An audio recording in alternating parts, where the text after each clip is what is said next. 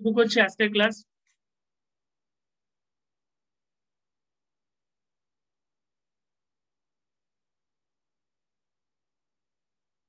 দেখ, আজকের ক্লাসে কি কি আছে। আজকের ক্লাসে হলো আমরা তড়িৎ ক্ষেত্র পড়বো, আর তড়িৎ ক্ষেত্রের প্রাবল্য পড়বো, আর প্রাবল্য বা তীব্রতা, ঠিক আছে।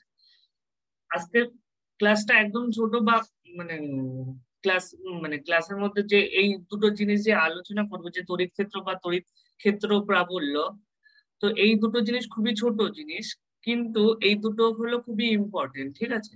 যে জিনিসটা আমরা প্রায় 3-4 দিনের একটা ক্লাস করেছি হলো তড়িৎ ক্ষেত্র নিয়ে, কিন্তু এটা হলো সব থেকে ইম্পর্টেন্ট, ঠিক আছে। এবার ধীরে ধীরে ধীরে কিন্তু ইম্পর্টেন্টের দিকে ঢুকছি। তো এখান থেকে খুবই মানে আজকে খুব একটা বেশি দুটো ইকুয়েশন বা তিনটে ইকুয়েশন আমরা জিনিসটা দেখবো, কিন্তু তিনটে ইকুয়েশনের মধ্যে অনেক জিনিস আছে, তো পরপর সেই জিনিসগুলো কিন্তু খুবই মনে রাখতে হবে, যেগুলো খুবই কাজের লাগবে, ঠিক আছে। তো ফার্স্ট কি আছে আমাদের তড়িৎ ক্ষেত্র।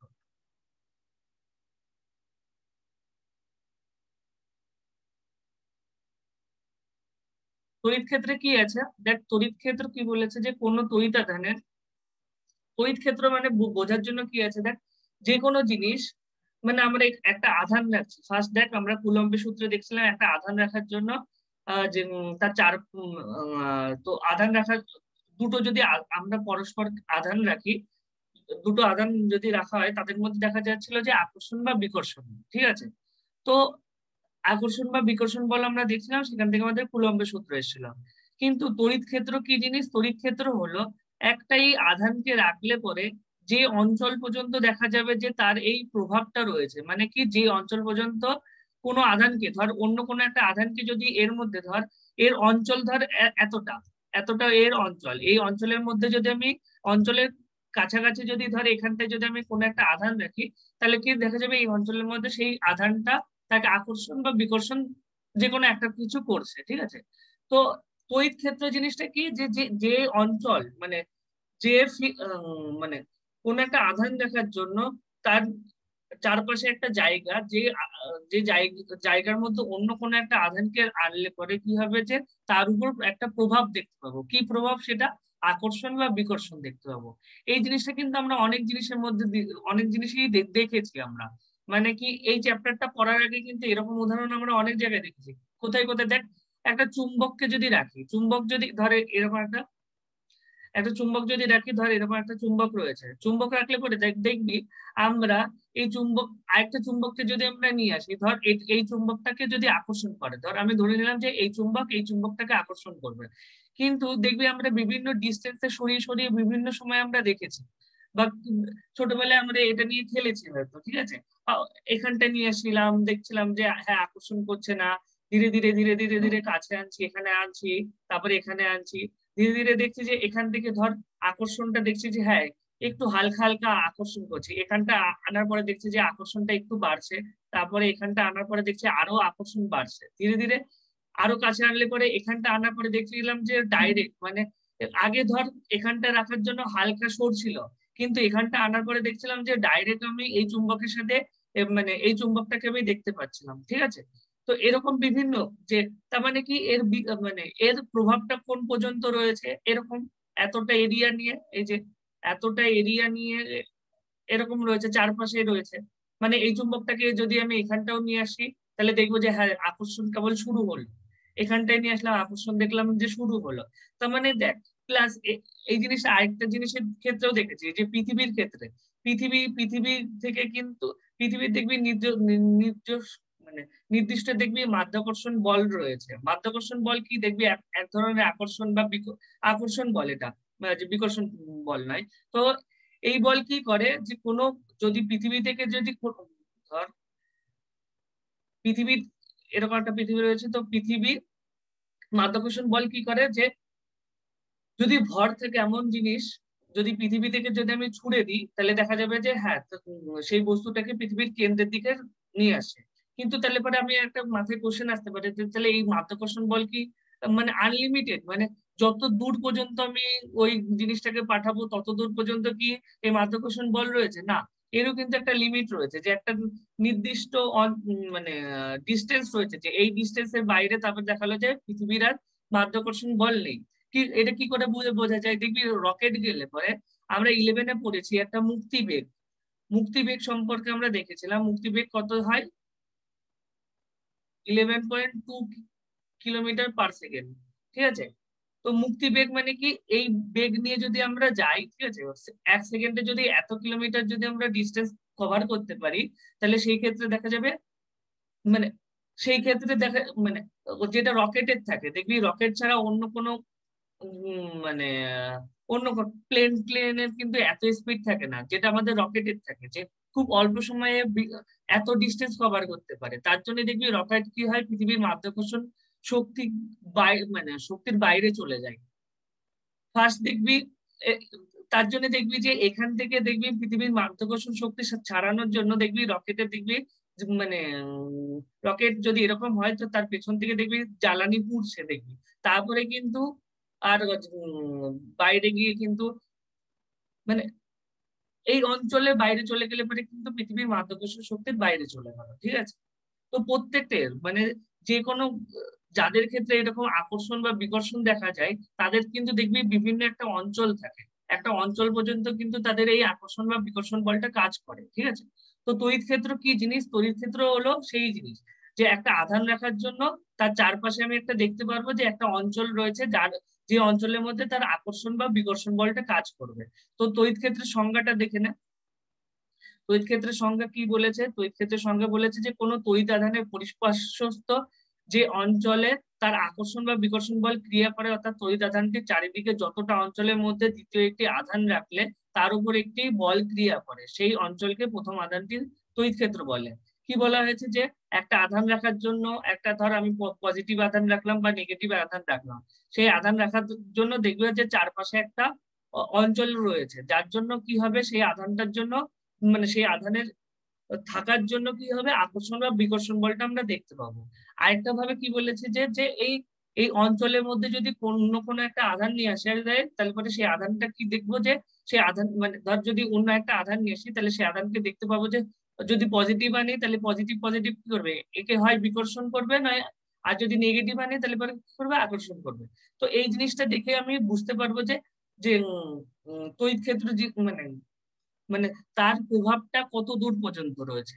যত দূর পর্যন্ত রয়েছে সেটাই হলো আমাদের তড়িৎ ক্ষেত্র। ঠিক আছে, যে অঞ্চল পর্যন্ত, এই অঞ্চলটা যদি এই অঞ্চলটা ছোট হতে পারে, এই অঞ্চলটা বড় হতে পারে, বিভিন্ন রকমের হতে পারে, আধানের উপর নির্ভর করবে। যদি 5 কুলম্ব হয়, 5 কুলম্ব আধান হয়, তাহলে এক ধরনের অঞ্চল তৈরি হবে, আর 10 কুলম্ব যদি আধান হয় তাহলে আরেক ধরনের, 5 কুলম্বের ক্ষেত্রে ছোট হবে আর 10 কুলম্বের ক্ষেত্রে আরো বড় হবে, কারণ আধানের পরিমাণ বাড়ছে। ঠিক আছে, তো তড়িৎ ক্ষেত্র আমাদের হয়ে গেল। দেখ তড়িৎ ক্ষেত্রের জন্য কি বলছে, যে তড়িৎ ক্ষেত্রে কি হয়, যে এই যে যে যার জন্য অঞ্চল তৈরি হচ্ছে, মানে আমি বলছি যে এই যে পজিটিভ বা নেগেটিভ আধানের যে সংজ্ঞাটা যেটা পড়লাম, যে যার এ দেখ এখানে দুটো আধান রয়েছে, একটা আধানের একটা আধানের জন্য কি হবে, তড়িৎ ক্ষেত্র সৃষ্টি হবে, আর আরেকটা আধানকে নিয়ে আসলে পরে দেখা যাবে যে হ্যাঁ, তার তড়িৎ ক্ষেত্র কত দূর পর্যন্ত বিস্তৃত আছে।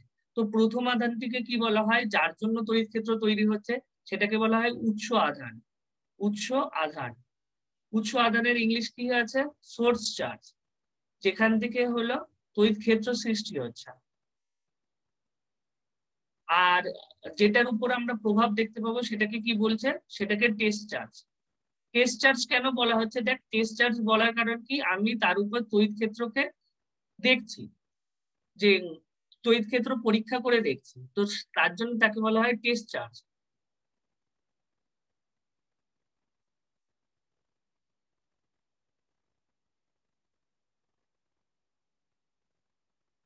টেস্ট চার্জ বলা হয়। তো তড়িৎ ক্ষেত্রে কি হয়, যে দেখ দুটো আধানই কিন্তু তড়িৎ ক্ষেত্র সৃষ্টি করবে, তার মধ্যে আমি কি দেখছি, যে আমি দেখতে চাইছি যে এই আধানটার জন্য ওই আধানটার উপরে আমি তড়িৎ ক্ষেত্র দেখবো। তো যার জন্য যেটার জন্য মানে যার উপর দেখবো সেটা হলো আমাদের কি, সেটাকে কি বলা হয়, টেস্ট চার্জ। Test charge. আর যেটার যেটার জন্য আমি মানে যেটার জন্য তড়িৎ ক্ষেত্র সৃষ্টি হবে সেটাকে কি বলা হয়, সোর্স চার্জ। সোর্স চার্জ কিছুই না, দেখ আমরা কুলম্বের সূত্রে আমরা দেখেছি দুটো আধান Q1 আর একটা Q2, Q1 আর একটা Q2, তো ধর Q1 এখানে আমাদের কি সোর্স চার্জ, যে Q1 থেকে আমাদের তড়িৎ ক্ষেত্র সৃষ্টি হচ্ছে, যেটা Q2 এর উপর আমরা দেখছিলাম, ঠিক আছে। তো Q2 এখানে কি আমাদের টেস্ট চার্জ, আর Q1 হলো আমাদের সোর্স চার্জ, ঠিক আছে, আর কিছুই না। তো এটাও হয়ে গেল, তড়িৎ ক্ষেত্র বোঝা গেল। তড়িৎ ক্ষেত্র জিনিসটা দেখ বিভিন্ন জিনিস দিয়ে বোঝা যায়, চুম্বককে তুই নিয়ে নিলি বা যে কোনো কিছু, দেখ আমাদের বিভিন্ন পুরোনো, এটা জাস্ট একটা উদাহরণ দিচ্ছি যে আহ, বাবরের কিন্তু সম্পত্তি কি ছিল, প্রথম কিন্তু সে ধীরে ধীরে বিভিন্ন অঞ্চল বাইরে থেকে এলো, বিভিন্ন অঞ্চল দখল করতে থাকে, তারপরে পুরো কিন্তু যে দিল্লি সম্রাট হয়ে যায়। দিল্লি সম্রাট হয়ে যাওয়া মানেই তখন কি ছিল, পুরো ইন্ডিয়ার, ঠিক আছে, মোটামুটি পুরো ইন্ডিয়ার সম্রাট হয়ে যাওয়া, ঠিক আছে। তো তার কিন্তু অঞ্চল মানে কি বুঝতে পারছিস, যে তার অঞ্চল মানে কি একটা পুরো ইন্ডিয়া, ঠিক আছে, ইন্ডিয়া দখল করা। তো সেরকম যে একটা চার্জ আনলে পরেও কিন্তু তার একটা নির্দিষ্ট এলাকা থাকবে, ঠিক আছে, যে এলাকার মধ্যে তার নিজস্ব এই বলটা কাজ করবে, আকর্ষণ বা বিকর্ষণ বল, ঠিক আছে। এবার একটা জিনিস দেখ তথ্যগত ভাবে, যে তড়িৎ ক্ষেত্র অসীম পর্যন্ত বিস্তৃত, যে মানে কি বলছে যে এই এলাকাটা অসীম, মানে এর কোনো শেষ নেই, ঠিক আছে।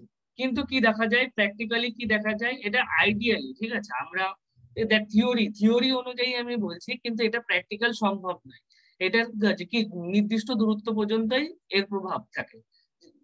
তার জন্যই আমি মানে থিওরি থিওরি অনুসারে কি বলছে, যে এই তড়িৎ ক্ষেত্র অসীম পর্যন্ত বিস্তৃত থাকবে, কিন্তু প্র্যাকটিক্যালি এটা আমাদের সম্ভব হয় না, এটা আমাদের নির্দিষ্ট একটা অঞ্চল পর্যন্তই বিস্তৃত হয়, ঠিক আছে।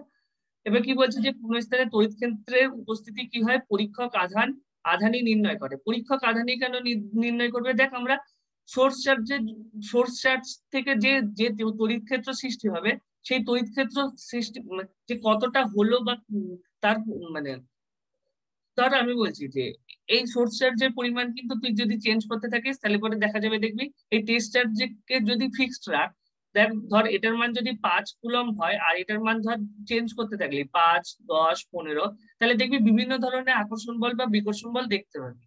তো এর জন্যই বলছে যে এটার প্রভাব যদি বোঝার জন্য কি হয়, আমরা এটাকে নিয়ে আসি, যে টেস্ট চার্জ যদি যতক্ষণ না নিয়ে আসবো, ধর তোর শক্তি কি করে বোঝা যাবে, তুই তোর সামনে কাউকে নিয়ে আসলে পরেই তো শক্তি তোর বোঝা যাবে, নাহলে তো বোঝা যাবে না। তার জন্যই বলছে যে কোন স্থানে তড়িৎ ক্ষেত্রের উপস্থিতি কোন কোন চার্জের দ্বারা নির্ণয় করা হয়, সেটা হলো টেস্ট চার্জ। টেস্ট চার্জ মানে হলো কি পরীক্ষক আধান, ঠিক আছে। তো এইটুকু হয়ে গেল। এবার আছে আমাদের তড়িৎ ক্ষেত্রের প্রাবল্য। তড়িৎ ক্ষেত্রের প্রাবল্য বা তীব্রতা, তড়িৎ ক্ষেত্রের প্রাবল্য বা আমি জাস্ট প্রাবল্য লিখছি, এটা কিন্তু তড়িৎ ক্ষেত্রের প্রাবল্য, ঠিক আছে, প্রাবল্য বা তীব্রতা, তড়িৎ ক্ষেত্রটাও লিখে দিই। তড়িৎ ক্ষেত্রের প্রাবল্য বা তীব্রতা, তড়িৎ ক্ষেত্রের প্রাবল্য বা তীব্রতা কি জিনিস দেখ, আমরা ফার্স্ট বলছি যে একটা চার্জ রাখলে তার একটা নির্দিষ্ট এলাকা তৈরি হবে, যে এলাকার মধ্যে তার আকর্ষণ বা বিকর্ষণ বল থাকবে। এবার প্রাবল্য বা তীব্রতা কি বলছে, যে তড়িৎ ক্ষেত্র সে হলো, ঠিক আছে, যে এই এলাকা পর্যন্ত বিস্তৃত হলো, কিন্তু সেই এলাকার মধ্যে তার আকর্ষণ বা বিকর্ষণ বলটা কতটা শক্তিশালী, ঠিক আছে, সেটাই হলো আমাদেরকে তড়িৎ প্রাবল্য বোঝায়, ঠিক আছে, যে সেই আকর্ষণ মানে ওই অঞ্চলের মধ্যে তার আকর্ষণ বা বিকর্ষণ বলটা কতটা কতটা যে কি বলবো আহ সেই আকর্ষণ বা বিকর্ষণ বলে যে কতটা তীব্রতা আছে, ঠিক আছে, সেটা বোঝাই কে আমাদের তড়িৎ ক্ষেত্রের প্রাবল্য। তড়িৎ ক্ষেত্রের প্রাবল্যকে কি আমরা দিয়ে বোঝাই, ক্যাপিটাল ই। ক্যাপিটাল ই সমান সমান একটা রাশিমালা আসবে, F by divided by small Q, ঠিক আছে।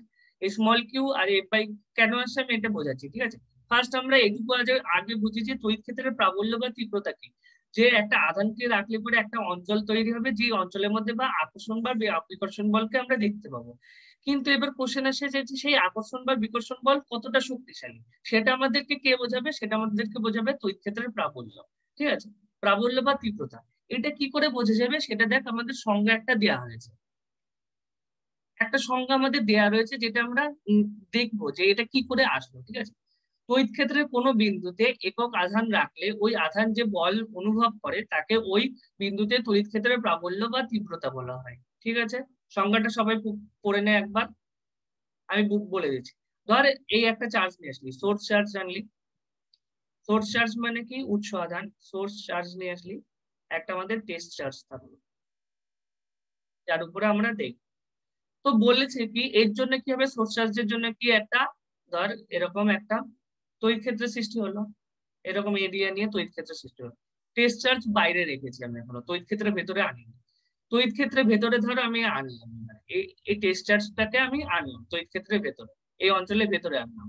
তো এই অঞ্চলের ভেতরে আনার জন্য এবার দেখবো যে এই সোর্স চার্জটা কতটা বলে এই টেস্ট চার্জকে আকর্ষণ করছে বা কতটা বলে এই টেস্ট চার্জকে বাইরে বের করে দিচ্ছে, মানে তড়িৎ ক্ষেত্রের হয় ভেতরে টেনে নিয়ে আসছে নয় বাইরে বের করে দিচ্ছে। সেটাই হলো কি ওই সোর্স চার্জের কি হচ্ছে যে তড়িৎ মানে তীব্রতা হচ্ছে, তার প্রাবল্য বা তীব্রতা বলা হয়। ঠিক আছে, দেখ সংজ্ঞাটা কি বলছে যে এই যে তড়িৎ ক্ষেত্রে, এই তড়িৎ ক্ষেত্রের কোন একটা বিন্দুতে নিয়ে আসলাম, ধর এই বিন্দুতে নিয়ে আসলাম, কোন একটা বিন্দুতে একক ধনাত্মক আধানকে টেস্ট চার্জের মানটাকে কি বলে দিয়েছি যে একক করে দিয়েছি, একক করা হয়েছে। আর এটাকে কি বলছে ধনাত্মক ধরার কারণেও তো সবাই বোঝা যায়, ঠিক আছে। একক ধনাত্মক মানে এর একটা প্রকৃতি বলে দিয়েছে, মানটা এক হবে আর ধনাত্মক প্রকৃতির হবে, ঠিক আছে। তো একক ধনাত্মক আধান রাখলে ওই আধান যে বল অনুভব করে করে তাকে ওই বিন্দুতে তড়িৎ ক্ষেত্রের প্রাবল্য বা তীব্রতা বলা হয়।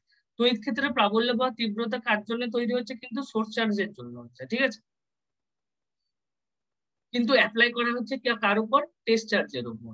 যে টেস্ট চার্জকে আমি আনলাম, আনার পরে আমি দেখছি যে এই সোর্স চার্জের যে তড়িৎ ক্ষেত্র তৈরি হয়েছিল সেই তড়িৎ ক্ষেত্র যে কতটা শক্তিশালী সেটা বোঝানোর জন্য যে কি যে এটার উপর একটা বল দেবে, সেই বলের জন্য মানে সেই বলটা যদি খুব বেশি হয় তাহলে পরে কি খুব তাড়াতাড়ি একে আকর্ষণ করবে বা বিকর্ষণ করবে, আর যদি কম হয় তাহলে খুব মানে ধীরে ধীরে আকর্ষণ করবে, আর খুব অল্প মানে অল্প বলে তাকে বিকর্ষণ করতে থাকবে। মানে যদি বেশি হয় খুব তাড়াতাড়ি একে টেনে নিয়ে আসবে, আর যদি অল্প হয় তাহলে পরে ধীরে ধীরে ধীরে মানে এটা সরতে সরতে থাকবে, এইভাবে হবে, ঠিক আছে। তো এটাই হলো তড়িৎ ক্ষেত্রের প্রাবল্য বা তীব্রতা। একে কেন একক আধার একক করা হচ্ছে, একক করার কারণ দেখ বলছি যে আমরা এই যে ওয়েব সিরিজ দেখেছিলাম মির্জাপুর, মির্জাপুরে কি দেখেছিলাম, সেখানে পঙ্কজ ত্রিপাঠী মির্জাপুর একটা এলাকা দখল করে, এলাকা দখল করে। তো এই এলাকাতে তো প্রচুর মানুষ রয়েছে।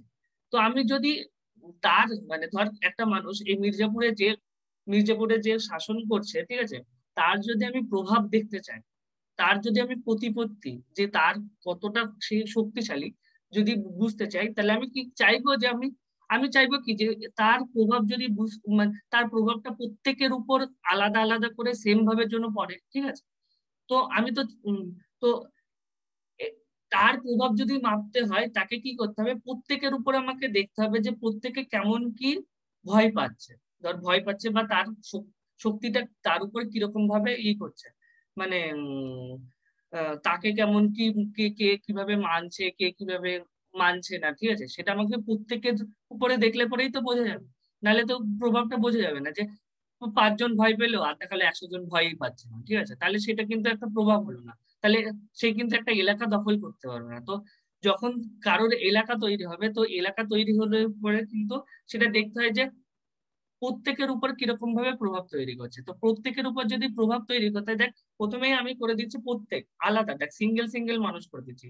তার জন্য কি সোর্স চার্জের যদি প্রভাব বুঝতে হয় তাহলে পরে যে এর যে তড়িৎ ক্ষেত্র সৃষ্টি হচ্ছে তার যদি প্রভাব বুঝতে হয় তাহলে একটা সিঙ্গেল চার্জকে নিয়ে আসতে হবে। সিঙ্গেল চার্জ কি এখানে টেস্ট চার্জ, যে সিঙ্গেল তাকে নিয়ে আসলাম। এবার দেখ ধর আমি সিঙ্গেল একটা মানুষ নিয়ে আসলাম, কিন্তু সিঙ্গেল মানুষ আনলেই হবে না, দেখালো এর উপর মানে এর উপর ধর যে মানুষটা রয়েছে, যে এই যে ধর যে রাজাটা রয়েছে, তার একে আমি কিংই বলে দিচ্ছি, যে রাজা রয়েছে তার যদি প্রভাব ধর এই মানুষটার উপর বের করতে হয়, তাহলে পরে দেখতে হবে যে এই মানুষটার জন্য অন্য কোনো মানুষের দ্বারা যেন আর প্রভাব যেন না হয়, ঠিক আছে। তাহলে এর পিছনে কেউ সাপোর্ট করছে, তো সেই সাপোর্ট গুলো করা যাবে না, তাকে পুরো একা একই করে দিতে হবে, পুরো সিঙ্গেল পুরো, মানে সে যেন কারো কাছ থেকে হেল্প না পায়, কারো কাছ থেকে যেন সাপোর্ট না পায়। তার জন্য দেখ আমি কি বলছি, পুরো সিঙ্গেল মানে কি পুরো এক ঘরে করে দেওয়া বা পুরো একা করে দেওয়া। একা করে দিলে পরে কি তার মানটা মোটামুটি এক হয়ে যাচ্ছে, তারই সেই শুধুমাত্র একা থাকবে। তার জন্য কি বলছি টেস্ট চার্জের মানটাকে আমাকে এক করে দিতে হবে।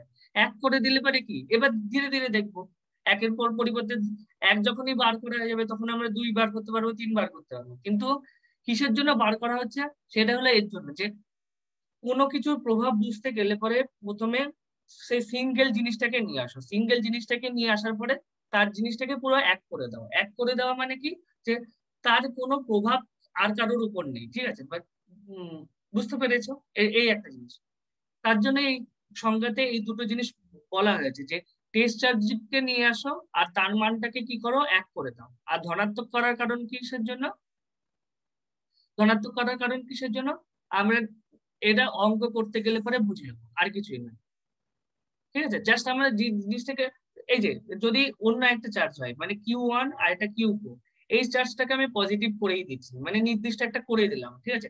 কারণ কি, এই চার্জকে আমরা, ধরো আমি পরীক্ষা করছি, তো পরীক্ষা করতে গেলে পরে একটা নির্দিষ্ট জায়গায় আমি নিয়ে আসছি, নিয়ে বারবার আমি বিভিন্ন উপর দেখছি, এই চার্জটা নেগেটিভ হলো, কিন্তু আমি বারবার ধর নেগেটিভ হলো, এই চার্জটাকে আমি চেঞ্জ করলাম, Q1টাকে নেগেটিভ পজিটিভ বিভিন্ন রকম করলাম, কিন্তু এটাকে আমি ফিক্স করে রাখলাম। ফিক্স করলে দেখো পজিটিভ পজিটিভ বিকর্ষণও পেয়ে যাচ্ছি, পজিটিভ নেগেটিভ আকর্ষণও পেয়ে যাচ্ছি, দুটো জিনিসই আমি পেয়ে যাচ্ছি। তার জন্য একটা জিনিসকে, টেস্ট চার্জকে আমি ফিক্স করে দিয়েছি, ঠিক আছে?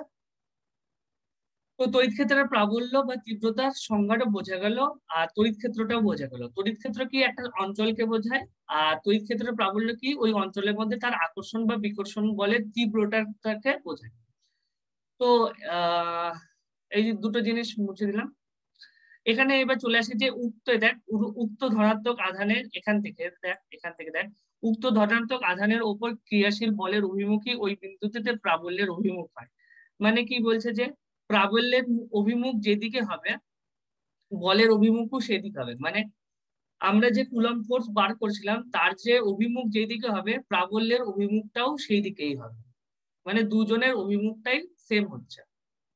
প্রাবল্যের অভিমুখ মানে তড়িৎ ক্ষেত্রের প্রাবল্যের অভিমুখ আর বলের অভিমুখ দুটোই আমাদের সেম। তো কি বলছে, যে প্রাবল্য একটি ভেক্টর রাশি, তড়িৎ ক্ষেত্রের প্রাবল্যের অভিমুখই তড়িৎ ক্ষেত্রের অভিমুখ নির্দেশ করে। যে এটা কি বলছে, যে প্রাবল্যের অভিমুখ যদি আমি পেয়ে যাই, তাহলে তড়িৎ ক্ষেত্রের অভিমুখটাও পেয়ে যাবো, ঠিক আছে? একই জিনিস, ফোর্সের অভিমুখ পাওয়া মানে প্রাবল্যের অভিমুখ পাওয়া, প্রাবল্যের অভিমুখ মানে তড়িৎ ক্ষেত্রের অভিমুখ পাওয়া, ঠিক আছে? এই একই জিনিস, প্রত্যেকটা একটা পেলে এই দুটো জিনিস আমি অটোমেটিকই পেয়ে যাচ্ছি। তো কোনো তড়িৎ ক্ষেত্র একাধিক বিন্দু আধানের জন্য সৃষ্টি হতে পারে। দেখ আমি বলছি, যেটা বললাম, যে এই যে বলছি আমি Q1 এর জন্য দেখছিলাম যে Q2 এর উপর, তাই বলে যে Q2 তড়িৎ ক্ষেত্র তৈরি হচ্ছে না এরকম নয়, Q1 এরও হচ্ছে, Q2 হচ্ছে, আরেকটাও আধানও থাকতে পারে সবসময়। যে এগুলো আমরা এগুলো আমরা কি আমরা জিনিসটাকে বোঝার জন্য আমরা কিন্তু দুটো চার্জ নিই, তিনটে চার্জ নিই, মানে দুটো দিয়ে দেখি, তারপরে আমরা একাধিক দেখি। কিন্তু সবসময় কিন্তু তো দুটো থাকে না, প্র্যাকটিক্যালি কিন্তু বেশি চার্জ থাকে, দুটো মানে একাধিক থাকে, 3 4 5 আরো বেশি থাকে, ঠিক আছে? তার জন্য কি বলছে, যে এরকম বিভিন্ন চার্জ থাকলো, Q1 Q2 Q4, ধর এরকম QN পর্যন্ত চার্জ হয়ে যায়। QN এর মান ধরো 10 ধরে নেয়, মানে 10টা চার্জ রয়েছে। 10টা চার্জের জন্যই কিন্তু তড়িৎ ক্ষেত্র সৃষ্টি হতে পারে। সেই ক্ষেত্রে কিভাবে তড়িৎ ক্ষেত্র বার করা হয়, যেটা আমরা পরিপাতের নীতির থেকে শিখেছিলাম, যে প্রত্যেকের জন্য আমরা কি কি করব, যদি এই ক্ষেত্রে প্রাবল্য, ওই ক্ষেত্রে আমরা কি বার করেছিলাম, বল বার করেছিলাম। কিন্তু এই ক্ষেত্রে যদি প্রাবল্য বার করতে চাই, তাহলে কি Q2 এর জন্য Q1 এর উপর আমি দেখবো প্রাবল্য, Q3 এর জন্য Q1 এর জন্য Q1 এর উপর দেখবো প্রাবল্য, 4 এর জন্য 1 এর উপর দেখবো, এরকম করে 10 এর মানে 6 7 8 9 10 এর জন্য 1 এর উপর দেখবো। প্রত্যেকের উপর দেখার পরে কি হবে, সবগুলোকে আমরা ভেক্টরের নিয়ম অনুসারে যোগ করে দেবো। যেটাই বলা হয়েছে, দেখ কোনো তড়িৎ ক্ষেত্রে একাধিক বিন্দু আধানের কোনো তড়িৎ ক্ষেত্র একাধিক বিন্দু আধানের জন্য সৃষ্টি হতে পারে। এই ধরনের তড়িৎ ক্ষেত্রে কোনো বিন্দুতে লব্ধি প্রাবল্য নির্ণয় করার জন্য প্রথমে প্রথমে যে প্রতিটি আধানের জন্য ওই বিন্দুতে সৃষ্ট প্রাবল্য নির্ণয় করা হয়, এরপর ভেক্টর যোগ, ভেক্টর সূত্রের সাহায্যে সে সবগুলোকে যোগ করে দিয়ে কি লব্ধি প্রাবল্য নির্ণয় করা হয়। লব্ধি প্রাবল্য নির্ণয় করা মানে কি, এই যে লব্ধি প্রাবল্য নির্ণয় করা মানে কি,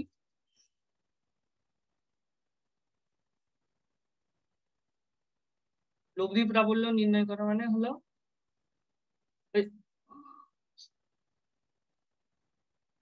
লব্ধি প্রাবল্য নির্ণয় করা মানে এই যে এরকম প্রত্যেকটা জিনিসগুলোকে নিয়ে, যে Q1 Q2 জন্য তাহলে কি হবে, ধর দিয়ে বললাম, প্রাবল্যকে দিয়ে প্রকাশ করা হয়, তাহলে এই যে 1 2 এরকম যোগ করতে হবে প্রত্যেকটাকে।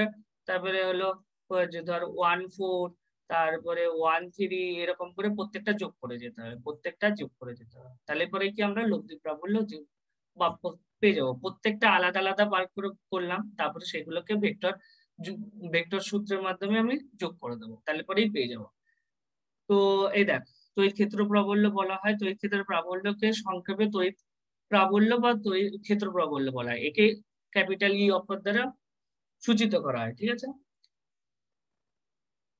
তো ফার্স্ট আমরা কি দেখলাম, তড়িৎ ক্ষেত্র দেখলাম, তড়িৎ ক্ষেত্রের প্রাবল্য দেখলাম। তড়িৎ ক্ষেত্রের প্রাবল্যকে কি আমরা, তড়িৎ ক্ষেত্র প্রাবল্যকে কি আমরা দিয়ে প্রকাশ করছি, ক্ষেত্র প্রাবল্যকে কি আমরা ক্যাপিটাল ই দ্বারা প্রকাশ করছি। এটা একটা ভেক্টর কোয়ান্টিটি, যার অভিমুখ কি হয়, ফোর্সের অভিমুখের দিকেই হয়, ঠিক আছে। তো এবার একটা জিনিস দেখ বার করছি, এখানে কি বার করবো, যে ই এর একটা সমীকরণ বার করব। তো আমাদের কি থাকে, আমাদের থাকে হলো একটা আমাদের সোর্স চার্জ থাকে, সেটা হলো আমাদের Q1, আর একটা আমাদের টেস্ট চার্জ Q2, ঠিক আছে। সোর্স চার্জ আর একটা টেস্ট চার্জ। এই চার্জের জন্য কি হয়, বল নিজেদের মধ্যে একটা আকর্ষণ বল দেখা যায়, সেটা হলো আমাদের কি এফ, ঠিক আছে। এবার তড়িৎ ক্ষেত্র প্রাবল্য বোঝার জন্য কি হয়, Q2 টাকে ধর আমরা 1 করে দিই, এর মানটাকে 1 করে দিই, এক এক করে দিই আর এর ক্ষেত্রের মধ্যে নিয়ে আসি, তাহলে পরেই আমরা কি পাই তখন, ক্যাপিটাল ই। কিন্তু এই একটাকে আমরা কি সুন্দর করে দেখ, বিজ্ঞানীরা কত সুন্দর করে চালাকি করে এই জিনিসটাকে তৈরি করেছে।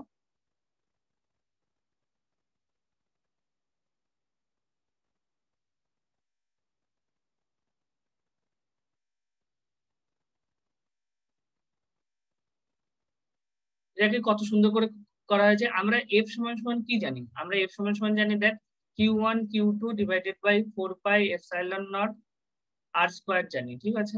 আর এটা আর ক্যাপ হয়, যেটা আমাদের, যেহেতু আমরা ভেক্টর সাইন দিয়ে দিয়েছি তাই আর ক্যাপ আমাদেরকে দিতে হবে। তো এখানে Q1 আর Q2 কে এক করা মানে কি, কি করব দেখ, যদি আমি এরকম করতে পারি না, এফ থাকলো, এফ কে আমি শুধু Q2 দিয়ে ভাগ করে দিলাম, দেখ তাহলে পরে কি হয়ে যাচ্ছে, পুরো সমীকরণটাতে দেখ Q2 আমাদের এক হয়ে যাচ্ছে। যে এই Q2 আর উপরে Q2 কিন্তু কেটে যাবে, যদি এফ এর মানটা বসাস, তাহলে তাহলে দেখ কি এই Q2 আর এই Q2 কেটে যাবে, কেটে গেলে পরে কিন্তু শুধু তাহলে এটার মান কি হয়ে গেল, এক হয়ে গেল, ঠিক আছে। ওখানে দেখ আমরা আমরা তো সাধারণত সবসময় যে Q2 এর মান যে 1 হবে, যে টেস্ট চার্জের সবসময় যে 1 হবে এরকম হয় না, টেস্ট চার্জের মানও কিন্তু ভ্যারি করে। তো এই ভ্যারি করলে পরেও সেটাকে আমি কিন্তু ফিক্সড কি করে দিচ্ছি, আমরা আরেকটা Q2 দিয়ে আমরা জাস্ট ভাগ করে দিচ্ছি, ঠিক আছে। তাহলে পরেই কি পেয়ে যাচ্ছি আমরা, ক্যাপিটাল ই। দেখ তড়িৎ ক্ষেত্রের যে ক্ষেত্র প্রাবল্যের যে সংজ্ঞা দেওয়া আছে সবকিছু দেখ স্যাটিসফাই করছে। এটা কি হচ্ছে দেখ, Q2 আমাদের ভেক্টর রাশি নয়, এটা আমাদের স্কেলার রাশি। তার জন্য কি হচ্ছে, যে এফ এর অভিমুখেই হচ্ছে, এফ এর অভিমুখ কোন দিকে, যেদিকে হবে সেদিকেই দেখ ই এর অভিমুখ হবে, এটাও হয়ে গেল। প্লাস আমাদের দেখ একক আধানও হয়ে গেল, যে একক, আমরা যে টেস্ট চার্জের মানটাকে কি করছি, একক করে দিচ্ছি, আর ধনাত্মকে নেওয়া হয়েছে, তাহলে পরে এই মানটা নেগেটিভ করে দিতাম, ঠিক আছে। তো এটাকেই বোঝানোর জন্য দেখ আরেকটা আমরা লিমিট দিয়ে বোঝাবো, ঠিক আছে। দেখ আমাদের এমনি ই সমান সমান এই যে যেটা বলা আছে F divided by Q0। Q0 বলার কারণ কিসের জন্য, আমার এখানে এখানে আমার কিউ Q2 টাকে কি ধরা হয়েছে, Q0 ধরা হয়েছে, আর Q1 টাকে Q1 ধর রেখে দিলাম, ঠিক আছে। তো তাহলে পরে কি ই এর এফ এর সমীকরণটা কিরকম আসবে, এফ এর সমীকরণটা আসবে Q1 Q0 divided by 4 pi epsilon naught R square হয়ে যাচ্ছে। আর ই এর সমীকরণে কি আসবে, ইউ এর সমীকরণে দেখ আমাকে এফ ডিভাইডেড বাই আমাদেরকে Q0 দিয়ে ভাগ করে দিতে হচ্ছে, ভাগ করে দিলে পরে কি হবে, Q1 divided by 4 pi epsilon naught R square. এই সমীকরণটাও আমরা দেখবো, ই এর এই সমীকরণটাকেও আমরা দেখবো। আপাতত আমরা লিমিটেডটা দেখে নিই, ঠিক আছে।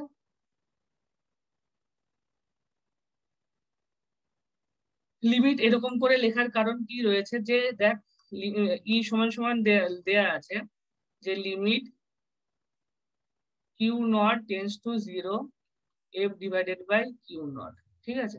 এটা লেখার কারণ কিসের জন্য, এটা লেখার কারণ যদি Q0 এর মানটা খুবই ছোটর দিকে যাবে, টেন্ডস টু 0 মানে কি খুবই ছোটর দিকে যাবে, এক যেমন কি খুব ছোটর দিকে, তার জন্য কি বলছে, যে এই যে যে আমরা সংজ্ঞায় কি ধরেছিলাম, যে একক ধনাত্মক আধান।